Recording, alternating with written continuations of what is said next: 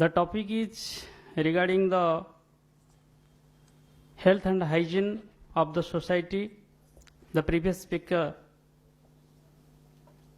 very well-known person in the satsang world, told about mind and other things. Time is limited, so I will just speak on regarding the medical version of a society's need of a guru, of meditation, and the physical, mental, and spiritual health, in short.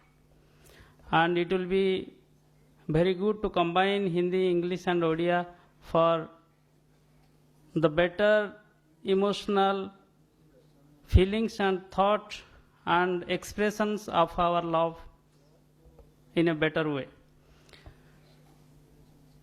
So, as a medico, I can tell Vishwa Swasthya Sangathan, World Health Organization has defined health. Health is a complete sense of physical, mental, and social well-being, not merely an absence of diseases or infirmity. अगर हम सोचते हैं कि खाली हम तंदुरुस्त रहते हैं कुछ अच्छा खाने से, जिम जाने से और बहुत सुंदर घर करके रहने से, बंगला, गाड़ी ये सब मेरा होने से, तो हम संपूर्ण रूप से स्वस्थ नहीं है, हम कंप्लीटली हेल्दी नहीं है। और इसी को अगर श्री ठाकुर जी के भावादर्श के साथ हम मिलाते हैं, कैसे उसका कंपैटिबिलिटी होता है, तो देखेंगे जो मेरा ऑब्जर्वेशन है और मेरा जो फीलिंग्स है कैसा हुआ है। फिजिकल हेल्थ को अगर हम इसे कॉमन भाव से सोचेंगे, फिजिकल हेल्थ ऐसा है कि हम एक सुषम खाद्य खाना चाहिए, जैसे बैलेंस डाइट होगा, protein, fat, everything should be in a very balanced way. अगर किसी का ज़्यादा होता है तो उसमें हमको रोग हो जाता है। जैसे हम ज़्यादा कार्बोहाइड्रेट खाए तो डायबिटीज होने का चांसेस रहता है, ज़्यादा लिपिड खाए, फैट चीज़ खाए तो हमको कोलेस्ट्रॉल बढ़ गया और हमको हाइपरटेंशन हुआ, हाइपरलिपिडेमिया हुआ और brain stroke, heart stroke, etcetera etcetera, that comes on. Again अगर प्रोटीन ज़्यादा खाए तो आर्थराइटिस हुआ, और प्रोटीन के वजह से भी वही जनरली आजकल जो दिखाई देता है अल्जाइमर्स डिजीज होता है, जो स्टडी हुआ है कि ज़्यादा लोग बूढ़ा हो जाने के बाद भूल जाते हैं। कॉमनली ये देखा गया है कि जो लोग प्रोटीन ज़्यादा खाते हैं, जनरली जो नॉनवेज ज़्यादा खाते हैं, वो लोगों को होता है। और गाउट के बारे में आप जानते हैं, जो आर्थराइटिस होता है, यूरिक एसिड बढ़ता है प्रोटीन ज़्यादा होने से, वो सब होता है। और किडनी प्रॉब्लम्स, वो सब उसके साथ रिलेटेड है, वो सब ऐसे ऐसे धीरे धीरे बढ़ता है। उस प्रकार पानी हम कम पिए, पथरी का डिजीज हुआ, विटामिन कम खाए, बहुत ज़्यादा काम किए और हम लोग का जो साग सब्जी से विटामिन मिलता है उसको हम नहीं लिए, जो एक को फैक्टर के हिसाब से काम करता है जीवन में, हर बॉडी का जो मेटाबॉलिज्म होता है वो हमारा शॉर्टेज हुआ और जो टॉक्सिक प्रोडक्ट हमारा बढ़ गया और उसी में डिजीज होता है। तो एक बैलेंस डाइट सबको चाहिए। सेकेंड चीज़ है हमको एक्सरसाइज करना चाहिए, और हर दिन एक्सरसाइज करने से हम तंदुरुस्त रहते हैं। तीसरा चीज है कि जहाँ अच्छा आलोक, वायु ये सब मिलता है, उधर रहने से शारीरिक स्वास्थ्य अच्छा रहता है। लेकिन human body is not the complete thing. I am not only for my physique, I am for my mind, mental status, and I am for my the social wellbeing with others.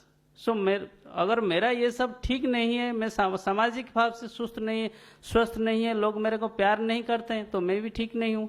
अगर मानसिक रूप से मैं भी ठीक नहीं हूँ, मेरे को लोग प्यार नहीं करते हैं, जो बात दादा पहले बोले कि I have much more insight पर मेरे को लव नहीं है, तो उसमें मेरे किसी का मंगल नहीं कर पाता हूँ। इसीलिए मानसिक भाव से मेरे को भी अच्छा होना चाहिए, और मानसिक भाव से अच्छा होने के लिए जो प्रिंसिपल्स हमको दिया गया है, श्री ठाकुर जी के बारे में हम इधर जो डिस्कशन रख रहे हैं, ठाकुर जी बहुत सुंदर साइंटिफिक और प्रैक्टिकल वे से वो सब बता दिए हैं। जैसे हम फिजिकल हेल्थ के लिए चाहते हैं कि हमको अच्छा खाना चाहिए, ठाकुर जी निरामिष भोजन जो वेजिटेरियन डाइट है वही एक स्वस्थ खाद्य हो सकता है जिसमें बैलेंस्ड डाइट्स हर चीज है। ठाकुर जी बोलते हैं कि जैसे हविष्य सबसे अच्छा टॉनिक है, उसमें हर चीज है, प्रोटीन फैट हर चीज एक बैलेंस्ड वे में बना हुआ है, उसको खाने से हम ठीक रहते हैं। और इस प्रकार ठाकुर जी चाहते हैं कि हर दिन एटलीस्ट जैसे अपना बॉडी से पसीना निकले ऐसा कुछ एक्सरसाइज करो, इसी से हो जाता है। आज देखेंगे आप मॉडर्न डिजीजेस को कॉम्बैट करने के लिए जो एंडोक्राइनोलॉजिस्ट कार्डियोलॉजिस्ट का जो बात आता है जो हमको कितना एक्सरसाइज करना है, वो प्रिंसिपल है कि हर दिन एटलीस्ट मेरे को आधा घंटा एक्सरसाइज करना है जिसमें मैं जैसे बात नहीं बोल पाऊँ, इतना दौड़ दौड़ के थक जाऊं और मेरा शरीर से पसीना निकल रहा है और मैं बात नहीं बोल पा रहा हूँ। अगर इस प्रकार से मैं एक्सरसाइज कर रहा हूँ तो ये मेरे लिए फिट है। और ठाकुर जी उस टाइम इतना सहज सरल भाषा से बता दिए कि आप जो कुछ कर रहे हो एटलीस्ट हर दिन हमारा बॉडी से जैसे पसीना निकले उसका बंदोबस्त करो। और तीसरा चीज है ठाकुर जी सदाचार को अच्छा करने के लिए स्वस्थ सुंदर घर और परिष्कार परिच्छन्न जगह जो है उधर रहने के लिए हमेशा वो बताए हैं। जो हाइजीन सबसे बड़ा सत्संग हमेशा जो ध्यान देता है, आज लोग देखेंगे आप, हम लोग डॉक्टर हैं, हमारा दोस्त लोग भी हैं, वो लोग जब खाएंगे, सपोज कोई समोसा खा रहे हैं, कुछ नहीं पेशेंट देख रहा है, कोई हाथ साफ नहीं करते हैं, ऐसे पकड़ के बाएं हाथ से समोसा खा लेते हैं। लेकिन ठाकुर जी बताए हैं, और लेकिन हम पढ़ाते हैं, हम लोग जब बात करते हैं, जो बोलते हैं, हमारा जो मेडिकल पीजी एग्जाम्स में पहला क्वेश्चन होता है, आप देखते हैं कि what is the commonest mode of prevention of transmission of diseases, use antiseptic और हैंड वॉशिंग और antibiotic, then the only answer comes is hand washing. इधर डॉक्टर आर्तबंधु स्वाई है, आईसीयू का स्पेशलिस्ट है, वो जानते हैं हम लोग का जो कॉमनेस्ट मेथड है कि एक पेशेंट से दूसरा पेशेंट को हम जाते हैं खाली हैंड वॉश करके अगर जाते हैं 70 to 90% इन्फेक्शन कंट्रोल हो जाता है। इसका मतलब ठाकुर जी बता दिए हैं, जब भी कुछ खाते हो नाक में हाथ डालते हो, नाक मुंह में हाथ डालते हो, हाथ धो। ये छोटा सा चीज धर्म के साथ जुड़ने के व्यवस्थित में हम लोग के पास कितना डिजीज का प्रिवेंशन हो जाता है। तो ठाकुर जी इसीलिए परम पुरुष है कि हम लोग का जो विज्ञान को सहज सुंदर भाव से हम मन का जीवन चलन में ऐसे ट्यून किए हैं तो जरूर हम स्वस्थ रहेंगे आगे, शारीरिक मानसिक और व्यक्तिगत भाव से। जो मैं सेकंड पॉइंट था, जो शरीर को तो ऐसे ठीक करेंगे, मन को कैसे ठीक करेंगे? मन का भी खाद्य चाहिए।